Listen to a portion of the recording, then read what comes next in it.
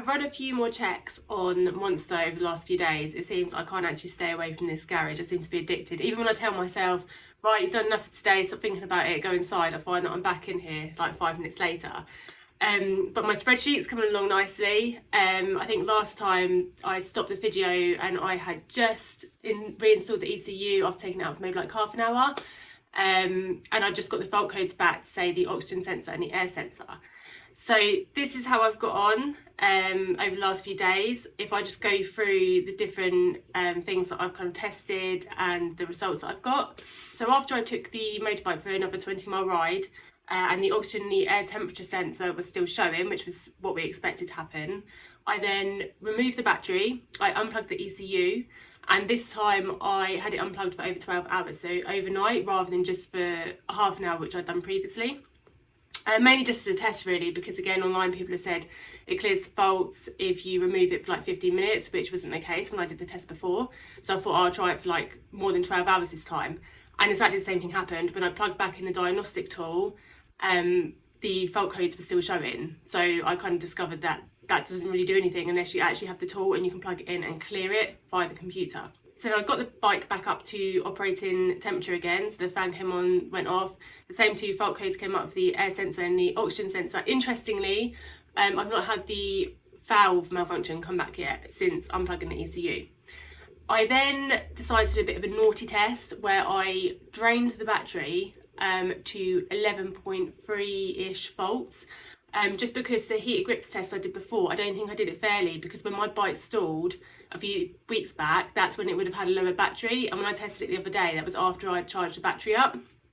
So a bit naughty, but I deliberately reduced the charge in the battery, and then I took it for a ride and literally just had my heated grips on at the highest temperature.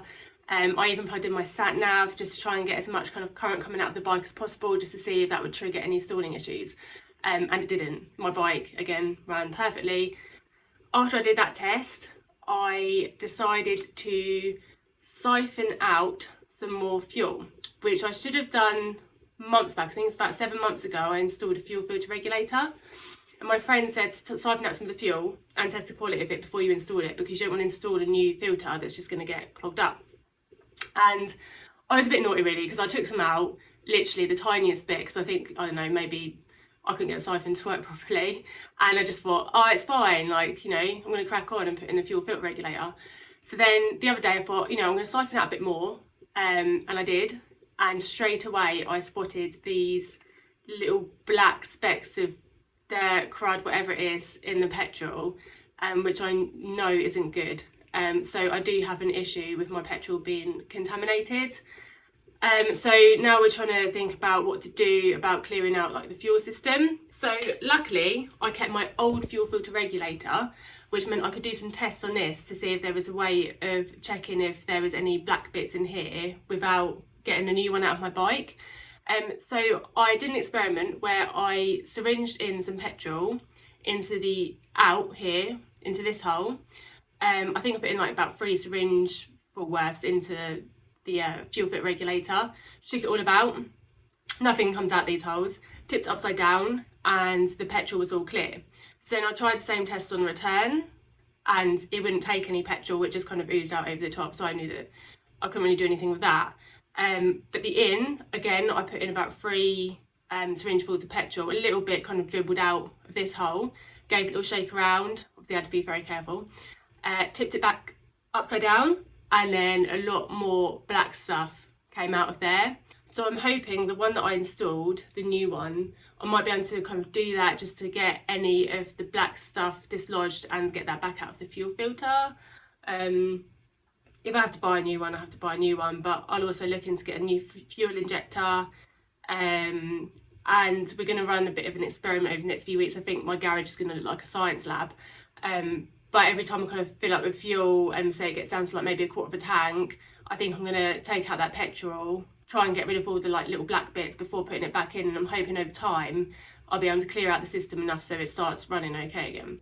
My big question to all of you BMW motorcyclists is, have you installed a inline fuel filter on your bike? Has it worked? And if so, which ones would you recommend, please? Because I am thinking about doing this. I've seen some comments on forums where people say just don't do it, it's made their bike run worse. But then I've seen a few examples on the Crossroads website where people have installed them, but I'm struggling to find any kind of follow up from these original posts to say that they've been successful or how many thousands of miles they've done since they've installed one. So yeah, if you have any helpful information, that would be brilliant. And then today, the new air sensor arrived. It probably arrived a day or two ago, but the postman very kindly chucked it over the fence without telling me. Luckily, Motorworks had wrapped it really well in a load of plastic inside the envelope, so the wet weather didn't soak through into it. So I'm going to do a continuity test now, because you would have seen in my last video, I tested the old air sensor with a voltmeter on the ohms, and it was still reading 1, which indicated, or we thought indicated, that there was some kind of problem in the air sensor element. So it's a new sensor, so if I just put 1 there, a bit tricky on my own. Oh, can you see that?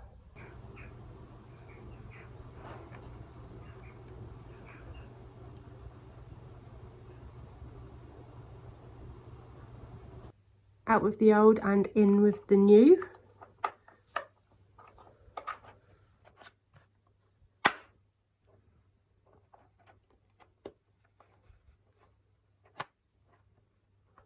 So that was great. I installed that, I've taken the bike out, checked the fault codes, and the air sensor error has now gone. So I made a bit of progress there. Not so good about the fuel being contaminated, but at least we're kind of a step in the right direction into solving the problem.